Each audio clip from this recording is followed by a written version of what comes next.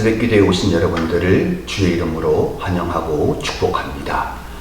오늘도 주님과 동행하시는 복된 한 날 되시기를 소망합니다. 오늘 우리에게 주신 하나님의 말씀은 레위기 19장 18절 말씀입니다. 레위기 19장 18절 말씀을 제가 봉독합니다. 원수를 갚지 말며 동포를 원망하지 말며 내 이웃 사랑하기를 내 자신과 같이 사랑하라. 나는 여호와이니라. 아멘.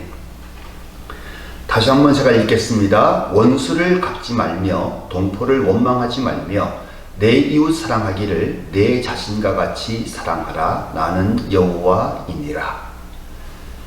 모세오경은 창세기, 출애굽기, 레위기, 민수기, 신명기 5권의 책을 모세오경이라고 합니다. 이 모세오경 5권의 책 가운데 반드시 이것은 행하라 라고 하는 명령형과 하지 말라 라고 하는 명령형으로 쓰여진 글들이 있는데 그게 모두 613개입니다. 유대인들은 하나님의 말씀을 잘 지키기 위해서 명령형으로 쓰여진 613개를 모아놓고 그것을 암송하면서 철저히 지키려고 노력을 했습니다. 그래서 많은 사람들이 물어보죠. 613개 중에서 가장 귀한 계명은 무엇이냐라고 물으면 이제 랍비들이 뭐라고 얘기를 했냐면 유대인들을 가르친 랍비들이 내 이웃을 사랑하라. 이것이 가장 큰 계명이라고 가르쳤습니다. 예수님도 이 땅에 내려오셔서 사람들이 물어볼 때 무엇이 가장 큰 계명이냐라고 물었을 때 하나님을 사랑하고 내 이웃을 내 자신과 같이 사랑하라 한 것이 가장 큰 계명이라고 사람들에게 가르쳤습니다. 예수님 후에 사도 바울과 그리고 야고보도 가장 큰 계명, 첫 번째 가는 계명으로 너희가 서로 사랑하라 라고 하는 계명을 가르쳤습니다. 사랑이라고 하는 것이 정말로 중요하죠. 이 사랑은 기독교의 핵심인데 예수님은 이제 제자들에게 마지막으로 말씀하실 때 내가 너희를 사랑한 것 같이 너희도 서로 사랑하라 라고 하시면서 이것이 너희에게 주는 새로운 계명이라고 말씀하셨습니다.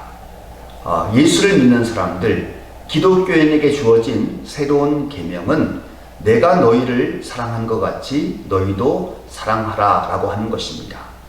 그러면 예수님이 말씀하신 사랑의 의미는 크게 두 가지가 있습니다. 예수님이 이 땅에 내려오신 이유는 인류를 용서하시기 위해서 이 땅에 내려오신 것입니다. 인류를 용서하고 하나님의 은혜의 보좌 앞으로 나아가게 하기 위해서 예수님이 이 땅에 내려오셔서 대속의 제물이 되셨는데 그래서 예수님이 사랑하셨던 그 사랑은 두 가지를 포함하고 있는데 하나는 용서이고 하나는 다른 사람을 위한 희생과 섬김이라고 하는 것입니다. 그래서 사랑은 무엇이냐라고 하면 용서와 섬김이 있는 것을 사랑이라고 합니다. 근데 많은 사람들이 착각을 하죠. 내가 다 이렇게 잔소리를 하는 것은 너 잘되라고 하는 것이야 라고 말을 하죠. 잔소리와 바가지는 사랑이 아닙니다.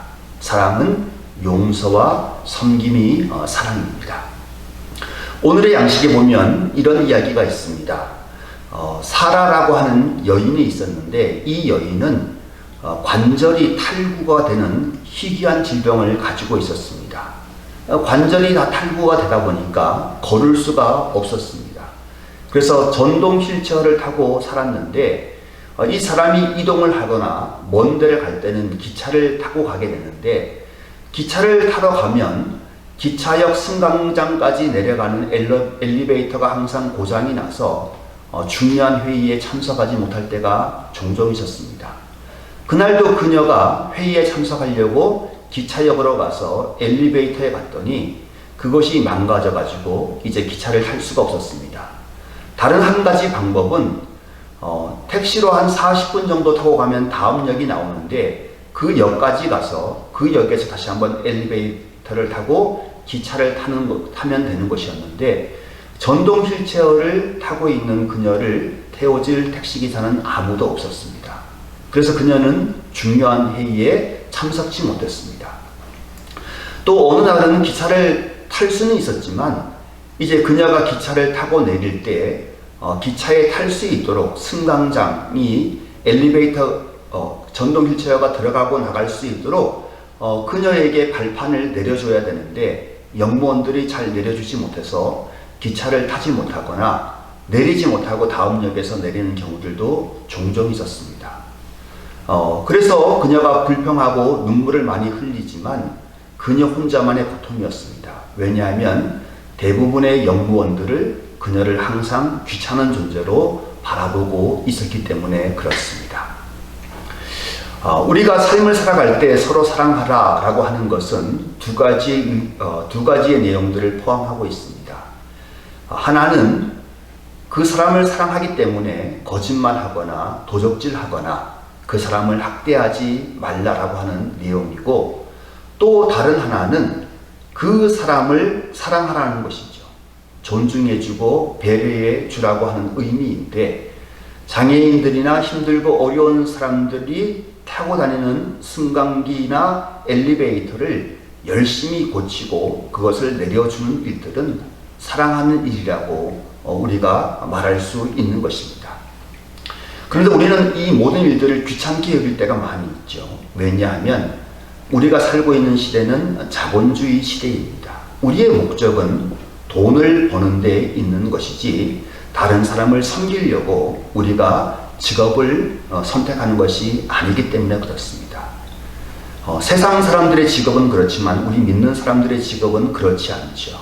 우리는 직업을 통해서 다른 사람을 도울 수 있고 섬길 수 있고 주님이 우리에게 주신 계명을 실천할 수 있기 때문에 우리의 직업은 세상 사람들과는 다른 가치관을 가지고 있는 것입니다. 오늘 하루도 우리가 가정에서 일터에서 우리의 일을 행하게 되어져 갈 때 돈을 버는 것이나 내가 행복하고 기쁜 것이 목적이 아니라 하나님이 명령하셨던 세 계명, 내 이웃을 내 몸처럼 사랑하라고 하는 것을 실천할 수 있는 복된 한날이 되어져서 정말로 하나님을 기쁘시게 하고 우리가 하나님의 명령에 순종해져서 하늘의 축복을 받는 복된 한날 되시기를 간절히 축원합니다. 기도하겠습니다. 존귀하신 하나님 아버지, 저희들에게 생명을 허락해 주시고 복된 한날을 허락해 주심에 감사함을 드립니다. 또한 저희들에게 가정과 일터를 주심에 감사드립니다. 저희들의 일터가, 저희들의 직업이 주님에게는 결코 단순한 직업이 아니라 우리가 주님을 사랑하고 다른 사람을 섬길 수 있는 기회임을 알게 하심에 감사드립니다. 오늘 우리의 일을 통하여 다른 사람들을 섬기게 하시고 사랑하는 기회가 되게 하시어서 하나님의 거룩한 영광을 우리의 가정과 일터에서 보게 하옵소서. 예수님 이름으로 기도합니다. 아멘. 하늘에 계신 우리 아버지, 아버지의 이름을 거룩하게 하시며 아버지의 나라가 오게 하시며 아버지의 뜻이 하늘에서와 같이 땅에서도 이루어지게 하소서. 오늘 우리에게 일용할 양식을 주시고 우리가 우리에게 잘못한 사람을 용서하여 준 것 같이 우리 죄를 용서하여 주시고 우리를 시험에 빠지지 않게 하시고 악에서 구하소서. 나라와 권능과 영광이 영원히 아버지의 것입니다. 아멘.